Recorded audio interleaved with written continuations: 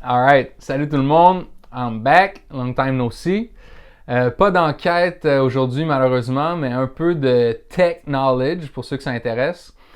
Pour ceux qui l'ont pas vu, samedi passé, il y avait la diffusion du show Loud Cinétique à Télé-Québec, qui est un genre de présentation spéciale avec Loud, où est-ce qu'il y a des perfos, il y a des entrevues où est-ce qu'il parle de comment les chansons ou les albums se sont faits, plein de trucs inédits, plein d'amis sont passés, Soulja, Mike Up, Charlotte est venue, il y a une version piano-voix de Gigi avec Alexandra Streliski. Tout ça était très cool, mais aujourd'hui, je veux qu'on parle de la chanson Homme de lettres, qui est comme au milieu du show, qui est une chanson avec Larry et 20 Some, qui est en fait une chanson qui se retrouve sur l'album à 20, qui sort genre la semaine prochaine ou dans 2 semaines, en tout cas. Puis c'est ça. Donc, chanson sur l'album de 20 avec Loud et Larry. Et ce qu'on a fait pour cette chanson-là, pendant le show, c'est qu'on a demandé aux 3 gars de chanter les 3 couplets. Donc, tout le monde chante toutes les paroles. Puis, après ça, en post, on est venu mettre la face du gars de qui c'est le verse sur la face des autres gars. Fait que, mettons, ça commence avec le verse à 20. On voit les 3 gars qui chantent en même temps les paroles à 20, puis les 3 gars ont la face à 20 sur eux autres. Ben, 20 a sa propre face, puis mettons Loud et Larry, ils ont la face à 20. Deuxième verse à Larry, les 3 gars ils ont la face à Larry, puis ça finit avec le verse à Loud, tous les gars ont la face à Loud. Et donc, la technique, ou en tout cas le procédé qu'on a utilisé pour faire ça, c'est ce qu'on appelle du deepfake. Et donc, je vais faire un genre de résumé très court et simple de qu'est-ce que ça veut dire. C'est en fait, plutôt que d'utiliser des manipulations manuelles pour mettre la face de quelqu'un sur quelqu'un d'autre, genre aller le découper à l'ordi puis aller le placer sur la face de l'autre, ce qu'on fait, c'est qu'on utilise une intelligence artificielle à laquelle on va feeder des dizaines, voire idéalement même des centaines de milliers d'images d'une personne. Et c'est un algorithme, une intelligence artificielle qui est faite spécialement pour reconnaître les faces puis comprendre comment les faces sont faites. Et donc, ce qui arrive, c'est qu'on va lui donner toutes ces images-là, puis elle va passer des heures, des jours, voire même idéalement des semaines, à analyser toutes les features de la face de la personne. Fait que, mettons, on lui donne 100 000 images de la face à Loud, puis ça peut avoir l'air beaucoup, mais ça va vite parce qu'un clip comme, mettons, 56K, qui dure 3 minutes, mettons 20, où est-ce qu'on voit Loud pas mal tout le long, c'est tourné à 24 images par seconde. Fait que si on extrait chacune de ces images-là, 24 par seconde, en tant que photo, je veux dire, ça fait beaucoup d'images, tu sais. Puis ça peut avoir l'air exagéré, mais l'idée, c'est justement d'avoir le plus de photos possible avec le plus de petites différences subtiles les unes avec les autres pour que justement l'intelligence artificielle puisse comprendre la face de cette personne-là, à quoi qu'elle peut ressembler dans à peu près n'importe quelle circonstances, quand il fait n'importe quelle micro-expression de yeux, de bouche, de nez et tout ça.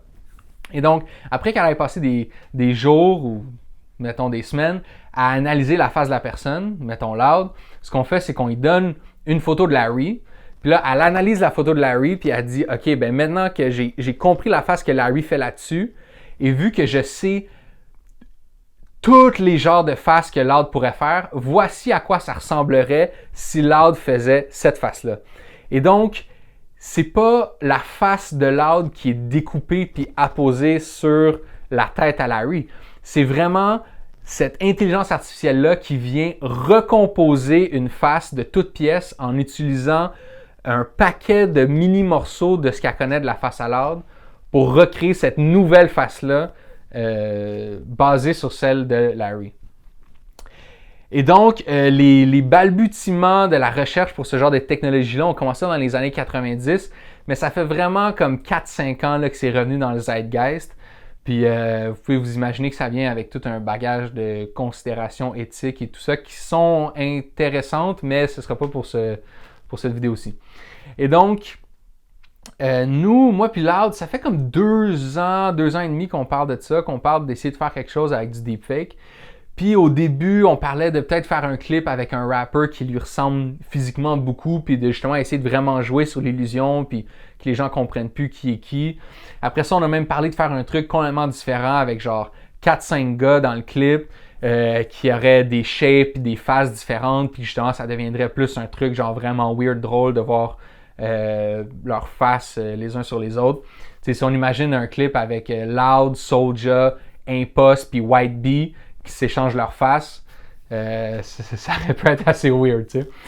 Et puis donc, ce qui est arrivé, c'est que malgré qu'on est passé par plein de manières de le faire, on n'a jamais vraiment mis le go sur ce projet-là parce que les outils pour ça et leur application étaient tellement embryonnaires puis constamment en genre de R&D que c'était, non seulement c'était difficile de comprendre vraiment comment le faire, mais c'était vraiment dur de prévoir quel genre de résultat on pouvait espérer aller chercher, tu sais. Fait que c'était tough de miser le concept de tout un clip là-dessus en se disant que ça se pouvait que, bon, finalement, on se ramasse avec un résultat qui était comme pas si intéressant que ça ou que ça marchait pas vraiment, tu sais. Fait que c'est ça, c'est un peu resté dans les limbes jusqu'à temps qu'on tombe sur ce projet-là, Loud Cinétique, où est-ce qu'on pouvait faire comme 12-13 tracks. 12 tracks, je pense qu'on a fait. Et puis là, on s'est dit, OK, voici une bonne occasion de mettre les pieds là-dedans. Puis si le résultat n'est pas insane écœurant, ben au moins il sera inséré à travers ces autres trucs-là, puis ça fera partie d'un tout. Puis c'était comme une manière de le mettre en œuvre qui nous convenait. Et donc là, il a fallu trouver quelqu'un pour exécuter ça d'un point de vue technique, parce que moi, j'avais aucune idée, je veux dire, comment faire ça concrètement.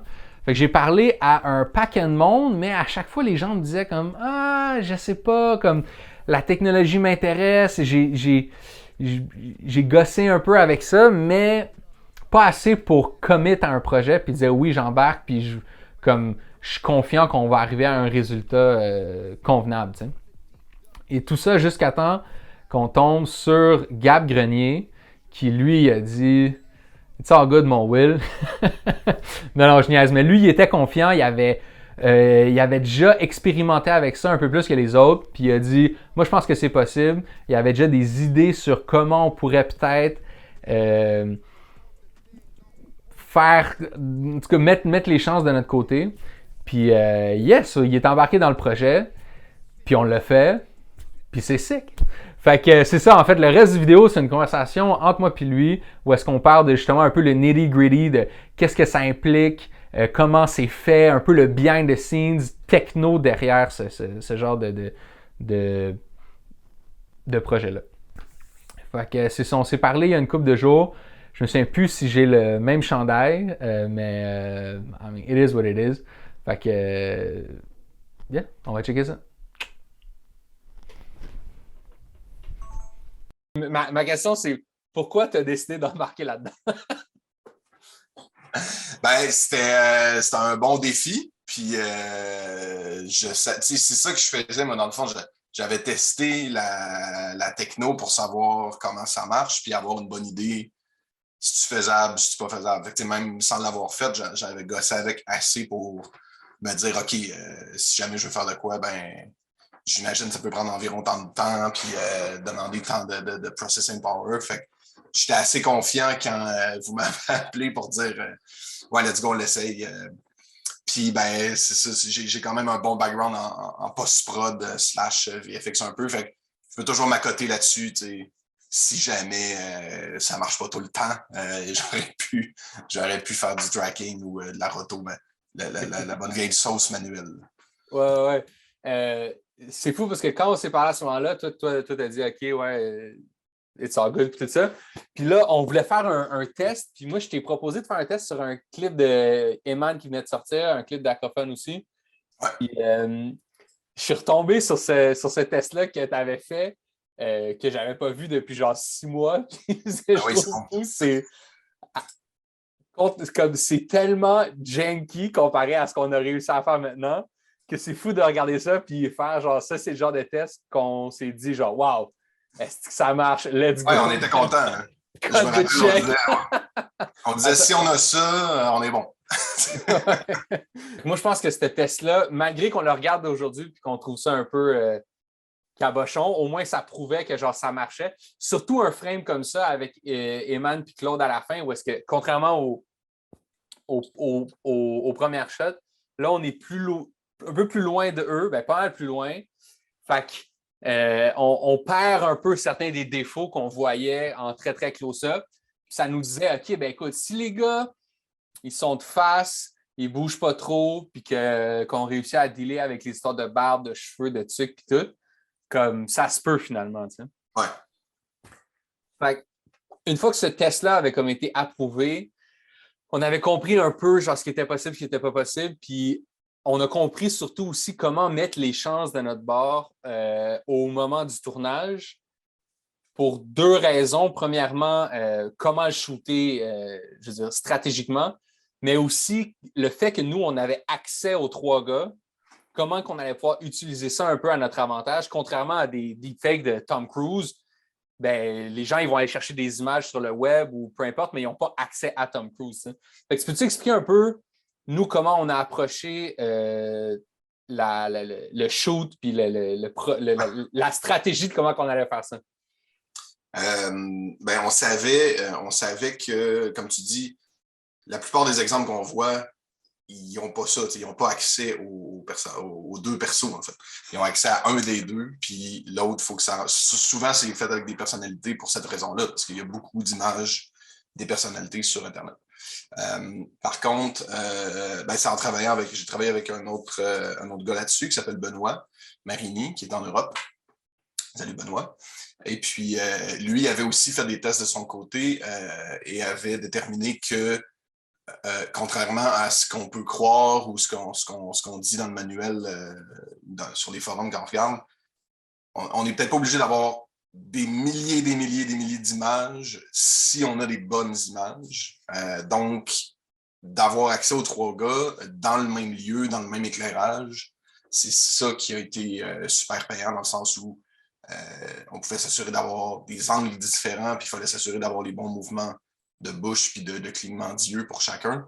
Mais l'algorithme, en fait, comment il fonctionne, c'est que si tu lui donnes, dans notre cas, on était dans la pièce d'artistes, puis tout le monde était là. Si on avait mis des images de d'autres clips de Loud ou de d'autres photos qu'on avait pris genre en extérieur, dans d'autres lieux, d'autres éclairages, l'algorithme les aurait pas choisis de toute façon. Il aurait fait, ben j'ai assez de stock ici, puis je priorise celle-là. Parce que lui, ce qu'il fait, en fait, c'est qu'il va traverser toutes les images que tu lui donnes, puis il fait des tests avec du machine learning pour déterminer c'est quoi le frame le plus proche du frame que j'ai besoin.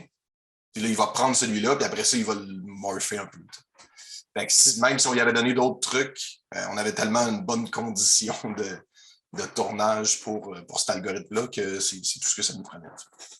C'est ça. Fait que nous, dans le fond, plutôt que de feeder genre 100 000 images de Loud et des autres gars à l'algorithme, je dis 100 000, mais chiffre X, là, plutôt que de feeder 100 000 images qui sont un peu random, un peu n'importe quoi, puis là, que l'algorithme, ils doivent comme tout démêler ça. On y a feedé beaucoup moins d'images, mais chaque image était extrêmement proche du résultat final qu'il fallait qu'elle chercher.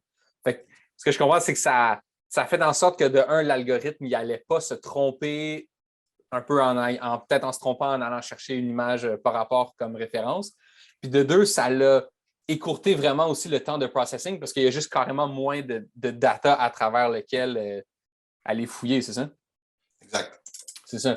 Puis nous, ce qui est arrivé sur le shoot concrètement, mettons, c'est que tout le reste du shoot était tourné à 3 caméras. Fait que pour cette chanson-là, on avait, mettons, notre caméra principale que les gars regardent quand ils rappent.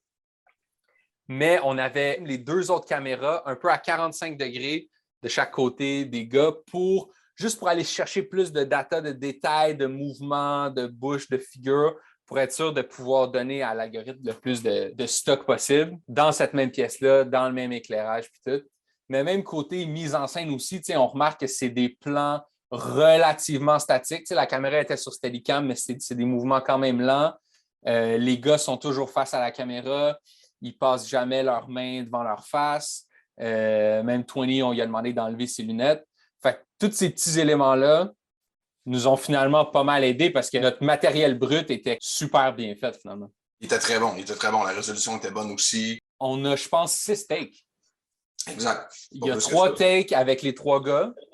Puis après ça, les takes individuels de chaque gars, il y en a une de chaque, puis that's it. J'ai utilisé même les shots. Des fois, la cam, le DOP va starter à la cam, puis on va juste voir l'autre qui est en train de se préparer ou qui fait quelque chose, puis le clip finit là parce que c'est pas le clip que tu utilises. C'est pas la vraie take, mais même ça, je l'ai utilisé. T'sais, moi, dans le fond, j'ai pas obligé que ça soit moteur, ça tourne, 3-2-1, action. N'importe quel angle de sa face dans le bon éclairage est pertinent. Fait que j'ai juste tout pris, puis j'ai mis ça dans le panier. Un truc qui aurait été cool, c'est évidemment si tu avais pu être là un peu sur le shoot pour un peu nous valider un peu ce qu'on faisait. Malheureusement, c'était pas possible. C'est sûr que nous autres, on a essayé de shooter selon genre notre bon jugement, notre bon sens par rapport aux discussions qu'on avait eues, moi et toi. Mais c'est sûr qu'on a shooté ça, mis les shots sur un drive, c'est parti chez vous, puis c'était un peu un genre de Hail Mary à ce moment-là. Fait que je me demande, toi, comment ça s'est passé quand tu as reçu les shots? Genre, comment ça se passe de ton bord, tout ce processing-là? Quand je reçois les shots, la première étape qu'on a à faire, c'est de découper puis de faire un export pour l'algorithme qui va reconnaître toutes les faces. Il y a des petits pièges à faire attention. Par exemple, dans ce shot-là de Larry, la tête sculpture qu'il y a ici, elle pogne dans l'algorithme. Fait que la première fois qu'on l'a exporté, ben, il a fait comme OK, je vais entraîner le modèle pour être capable de reconnaître cette face-là et cette face-là ici. Fait qu'il a vraiment comme tout découpé chaque frame de cette tête-là ici. Puis ça, ben, quand tu ne checkes pas, il faut que tu fasses attention parce que ça pollue le modèle, puis ça fait en sorte que il crée des Larry moins précis parce qu'il crée des Larry qui peuvent aussi être des statues de l'autre. Fait fallait comme un peu découper tout ça. Heureusement, dans le show, il n'y avait pas à ce moment-là de figurants ou de monde qui passe en arrière, ce qui peut arriver. Dans les tests que j'avais faits avec les clips de l'autre, justement, il a fallu que j'enlève des gens derrière. Puis qu'est-ce que ça fait ensuite, l'algo tout bonnement? Qu'est-ce que ça fait ensuite? C'est que l'algorithme tout bonnement, il vient découper dans un premier temps. Il va vraiment faire un face recognition là, de chaque frame, puis venir stabiliser, centrer chaque frame et chaque face, en fait. Fait que là, on se retrouve avec une grosse banque de loud dans tous les angles possibles. Wow! C'est cool quand même ça. Puis en fait, c'est on a des options pour les classer, parce qu'après ça, il faut cleaner ce dossier-là. Il y en a des fois que la photo va être à l'envers, il y en a qui, justement, ils vont avoir pogné la statue en arrière ou qui vont être trop blurrés. Fait que là, on a des tools pour range-moi toutes les photos en ordre de luminosité, mettons. Puis là, on va aller déliter toutes les premières qui sont trop bright. Là, définitivement, il a été rangé en range-moi-les dans les photos qui sont dans le même angle. Fait que ça nous donne une espèce de panne autour de l'ordre, ce qui est quand même cool à regarder. Fait que ça, c'est vraiment le matériel avec lequel l'algorithme va aller travailler. On voit qu'on en a des plus flous que d'autres. Comme ça, c'était le threshold pas mal maximal. Plus flou que ça, on l'enlevait parce que ça aurait donné des résultats un peu trop soft. Ça, c'est très, très sharp. C'est parfait. Fait que lui, c'est ça qu'il fait après. Quand il prend une photo de Larry puis il dit OK, il faut que je mette l'ordre là-dessus, ben, c'est quoi le frame qui ressemble le plus? Il va runner des tests. Des millions de tests par minute, je ne sais pas combien. Puis là, il va faire comme OK, ça, c'est vraiment le frame de tous les frames que j'ai de loud. C'est le frame qui marche le mieux. Mais après, il n'est pas parfait, fait qu'il va venir comme bouger. Mix and match un peu différent. C'est ça. Il va aussi, c'est ça, il va dire, pour les yeux, c'est cette photo-là, pour la bouche, c'est genre celle-là. Parce que tu as l'angle de la face, puis tu as qu'est-ce qu'ils sont en train de dire en ce moment. Qui est deux affaires. Puis, fait que là, si je comprends bien, il y a tout ce concentré de face de loud-là que tu feeds à l'algorithme, puis lui, il passe du temps juste à comme analyser toutes les variantes possibles de la face de loud. Ouais. Combien de temps il passe juste à analyser ça, à cruncher le data, si on veut? On a roulé environ 6 jours par modèle. Fait que 6 fois 24 heures avant d'avoir la qualité qu'on a là. Fait qu'après 6 jours, 6 fois 24 heures, 144 heures, l'ordi ou l'algorithme, il dit OK, là, je comprends assez de quoi l'art a l'air dans n'importe quelle situation possible pour me mettre à appliquer sa face sur des photos de référence que tu vas m'envoyer? En fait, ça, c'est l'autre truc qui était spécifique à notre tournage, c'est que on savait aussi où ça allait s'en aller. On n'avait pas besoin d'entraîner un modèle qui disait « Maintenant, je peux appliquer l'ordre à n'importe quoi ». On avait besoin d'appliquer la face de l'ordre à la face de Larry et la face de Twillysome. Fait qu'on a commencé à entraîner le modèle comme un peu générique au début, en disant « Tu peux remplacer n'importe quel frame ». Mais dès que toi, ton montage a été fini, on a remplacé la destination du modèle par seulement les shots qui avaient besoin d'appliquer. Fait que ça nous a donné une qualité supplémentaire aussi, de ne pas être prêt à mettre du load sur n'importe quel shot qui arriverait dans le futur, mais spécifiquement ces shots-là. Finalement, à la fin de tout ce processus-là, qu'est-ce qui te revient, genre? C'est quoi la version du clip qui te revient? Ce que l'algorithme me donne, c'est ça, en fait.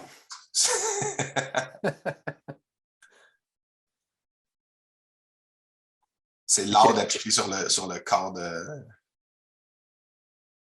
OK. Puis comme tu peux voir, ben là, il y a du cleaning à faire, puis il y a du petit masking à faire, mais c'est quand même déjà vraiment pas pire. Si on zoome, tu vois qu'il y a des edges ici qui sont pas toujours parfaits. La couleur, des fois, va pas sortir bien. Mais dans ce cas-ci, les résultats ont été...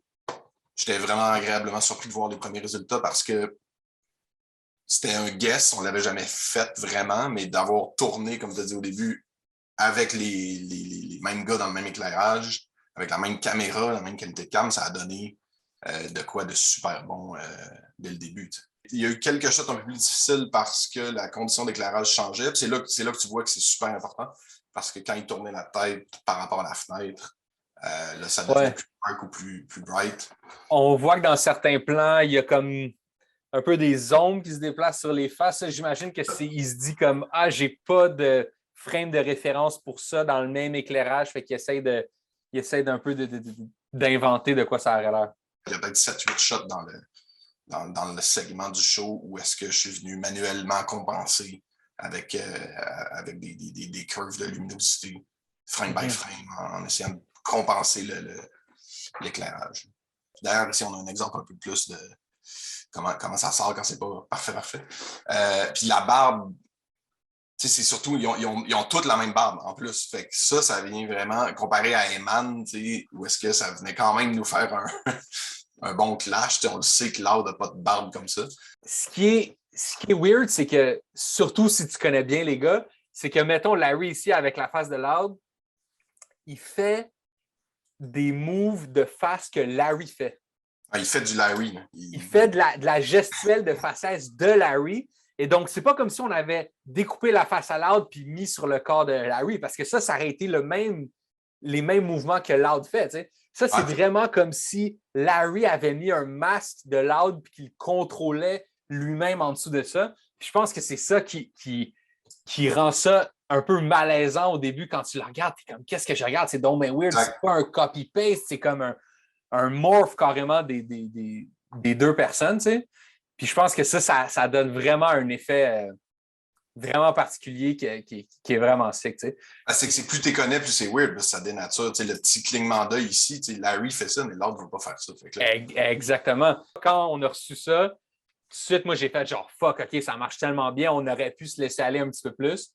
Mais je ne regrette pas du tout d'avoir joué ça safe, parce que c'était la première fois qu'on faisait ça. Tu sais. Oui, puis il fallait que ça. C'est ça, il fallait que ça se fasse. On avait un calendrier aussi à respecter qui faisait en sorte que il fallait que ça marche. Là. On n'a pas trop le temps que ça ne marche pas. C'était la première fois qu'on le faisait, puis c'était pas un test. Il fallait que ça marche, première shot. Fait que je regrette pas d'avoir joué ça un peu plus safe que nécessaire. Mais là, je suis plus confiant avec les techniques qu'on a appris aussi. Je serais plus confiant d'aller un peu plus wild dans certaines shots. Qu'est-ce que j'ai appris aussi? Les autres tests que je t'ai montrés aussi avec du track qui ne sont pas AI, ça me donne envie d'expérimenter d'autres affaires un peu plus weird ou voir comment on pourrait s'en servir autrement de cette affaire-là. J'ai appris que c'est quand même vraiment le fun à travailler versus le post-prod traditionnel parce que je pense que plus gros problème que j'ai eu, ça a été d'effacer le logo sur le chandail de Larry, comme on voit en ce moment. Fait que ça, Je ne sais même pas si le monde ils l'ont remarqué, mais oui, Larry avait un logo des Red Wings sur son jersey qu'il a fallu qu'on efface. bon, j'espère que pendant le show, personne ne l'a remarqué, comme on le voit ici, sur le test weird. Ouais. Fait qu'il a fallu effacer ça tout le long. Fait que, c'était quand même vraiment cool de gosser avec des algorithmes puis avec du AI. En tout cas, ça a marché, puis c'est poche parce que je voulais que Loud, puis Larry, puis peut-être 20 viennent nous parler un peu de leur expérience, puis qui nous parlent un peu de comment eux ils ont vécu ça, puis qu'est-ce qu'ils en ont pensé. En tout cas, ils n'ont pas pu être là, mais ils m'ont quand même envoyé des genres de vidéos selfies où est-ce qu'ils nous parlent un peu de leur impression du projet puis du fini. Donc, on peut aller checker ça à l'instant. Hey yo, ici 20 Some, man. Moi, l'affaire du deepfake, je pense que j'avais mal compris. Au début, je pensais que c'était la face à Will qu'il allait mettre sur nos faces. Mais, en tout cas, ça marche bien là, avec la face de moi, Larry puis Loud. Mais je sais pas, man. La version avec la face à Will, j'aurais été curieuse d'avoir. Je pense que ça aurait été payant. Hey yo, what's up? C'est Loud, man. Je vais juste dire que moi, je trouve que le résultat de Homme de lettres en deepfake, c'est vraiment sick. Encore un slam dunk de la part de Will sur ce coup-là, man. Vraiment, à chaque fois, moi, je lui ferais confiance avec ma vie, les yeux fermés. Hein. Shout out. Hey, what's up? C'est Larry. Moi, l'affaire du deepfake, comme ça marche bien, mais c'est un peu terrifiant, puis je sais pas qui avait besoin de ça. En tout cas, on l'a fait. Hein. Juste avant de partir, je pense que ce serait cool si on parlait aussi de la patch que tu as fait pour l'arrivée de Mike Zop dans la chanson Game Boy qui suit la chanson avec le deepfake, Homme de lettres. Fait que dans le fond, en choisissant la prise pour Game Boy, on s'est rendu compte que Mike Zop arrivait derrière Loud et venait comme se placer un peu par hasard, par chance, directement derrière Loud de manière à ce que Loud le cache totalement, puis qu'après ça, il sortait de derrière Loud pour venir commencer son verse. Toi, c'est ça, au tournage, il n'avait pas donné cette indication-là. Il y a juste... Ça donne qu'il a fait ça. C'est un hasard total, puis je veux dire, si on avait essayé de le faire par exprès, c'est sûr que ça n'aurait pas marché. Ben oui. Et c'est comme... Puis quand tu m'as demandé ça, je t'avoue que j'étais bien content parce que c'est mes genres d'effets préférés. T'sais. Dans ma carrière de gars d'effets, quand j'avais des affaires de même, j'ai toujours trippé parce que c'est juste un petit peu magique, c'est pas trop présent in your face, ça fait juste se poser des petites questions, petit truc de storytelling là-dedans que j'aime bien. Fait que j'étais bien content de l'essayer. La manière de faire ça, c'est de choisir tac ce frame-là, puis tac ce frame-là pour venir prendre le petit bout du tabouret ici qui est clean, le chevalet qui est clean, puis la petite table ici au début qui est clean. Après ça, dans Photoshop, ben, j'ai juste assemblé les trois si on veut. Fait qu'on a le background, hop. Puis là, j'avais comme toute la section que j'avais besoin était clean. Fait qu'avec ça, je suis venu le placer au bon endroit dans le tracking de caméra, ça donne ça. OK, fait que plutôt que d'effacer Mike Zop, t'as juste mis la plate par-dessus Mike Zop. J'ai mis une plate par-dessus. Ah, bien plus simple, ben oui, c'est sûr. Qui est là.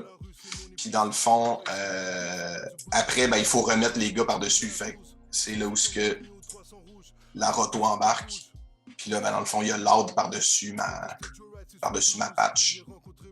Ce qui marche bien avec ce genre d'effet-là, c'est que des effets spéciaux, ça marche toujours bien quand tu t'en attends pas. Fait que, idéalement, le début de la shot crie pas, il y a un effet qui arrive, puis à un moment donné, l'effet qui arrive. Fait que dans ce cas-ci, c'est vraiment l'exemple parfait. Mon effet se passe avant qu'on s'en rende compte. Parce que quand on se rend compte qu'il y a quelque chose, il n'y a plus d'effet. Mike Zop est sorti derrière l'ordre, ma patch est enlevée en arrière, puis c'est la shot pure. Fait que mon effet s'est passé avant quand on ne soupçonnait pas qu'il y en avait un. Fait que le monde ne s'en va pas regarder, genre, le grain est-tu bon par-dessus la patch que j'ai mis parce qu'on ne se doute pas qu'il y a quelque chose, en fait. Fait que ça, c'est les effets qui marchent les mieux. T'sais. Super, ben merci beaucoup, man. Salut! Ciao, ciao! Ça a l'air de finir vraiment sauvage, mais en fait, ce qui est arrivé, c'est qu'on s'est mis à parler d'un paquet d'autres trucs, puis finalement, la finale faisait plus aucun sens, fait que j'ai décidé de couper ça là. Puis, mais anyways, de toute façon, merci beaucoup à Gab, non seulement d'être embarqué dans le projet, mais en plus de s'être prêté au jeu de ce genre de behind the scenes making of là. Je l'ai fait vraiment pour moi, pour mieux comprendre moi-même, puis en plus, là, après ça, le partager avec vous. Merci à tout le monde qui a travaillé sur l'art du cinétique. C'était un gros projet ambitieux, puis on a réussi à l'amener jusqu'au bout. Fait que je vais pas nommer tout le monde, mais évidemment toute l'équipe Roméo, l'équipe Joyride, l'équipe Télé-Québec, tous les techniciens pré-prod, prod, post-prod. Ouais, merci à tout le monde. Fait que ceux qui n'ont pas encore eu la chance de le checker, allez voir ça. C'est en rediffusion sur le site de Télé-Québec. Je vais mettre le lien dans la description. Puis, yeah, j'ai hâte de voir ce que vous en pensez, man. Ciao, ciao.